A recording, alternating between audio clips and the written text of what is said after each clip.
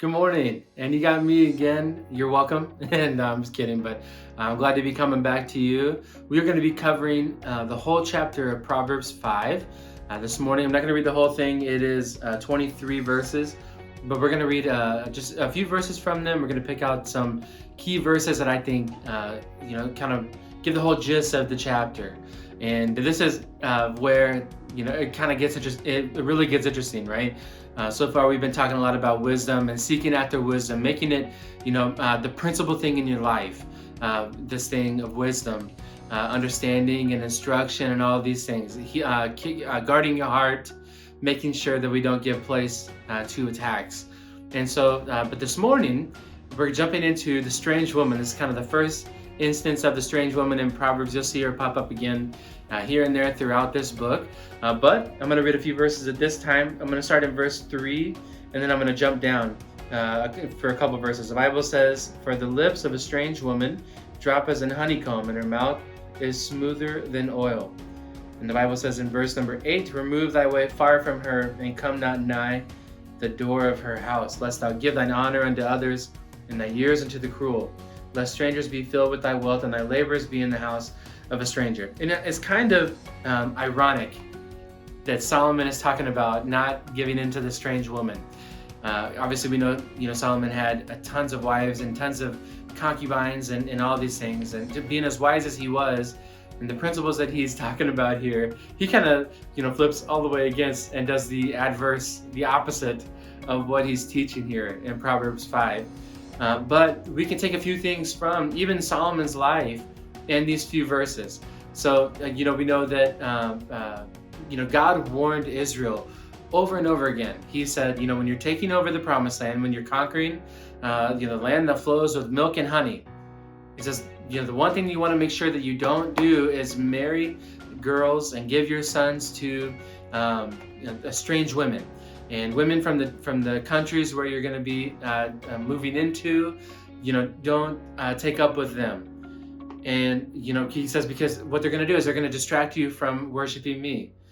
And that's exactly what happened. Like, God warned it, and Israel turned around and they did that. They married strange women, and they gave their daughters to sons of foreign countries, and they had different cultures. And it wasn't, a racist thing, or it wasn't even really like a society issue. It was a culture issue, where God said, look, if you marry them, if you take up with these people, they are going to cause you to worship false gods. They're going to bring in things into the camp that will distract you. And so Solomon says, look, if you take up with a strange woman, if you allow her to come into your life, she will destroy you. Her feet, the Bible says, lead to hell in Proverbs 5. And so obviously, hell not being a place that we want to go to, destruction not being an end of that we desire, we stay away from the strange woman. And her ways are only cruel. And so the ways of sin and debauchery only lead to mourning. And so the Bible goes on to say in verse number 18, "Let thy fountain be blessed, and rejoice with the wife of thy youth. Let her be as the loving hind and pleasant roe. Let her breast satisfy thee at all times, and be thou ravished always with her love." I think, I married the wife of my youth. We were young when we got married, and about 22, she was 21. And so fresh out of college, and we were so in love, still are. And I love my wife so much, and I think about it all the time. I talk to her about this all the time. I just remember when we were dating and we were in college, and when she was with somebody for a long time, and then about 2 weeks after they broke up, I swooped in and I said, look, hey, we're both single, let's make it happen.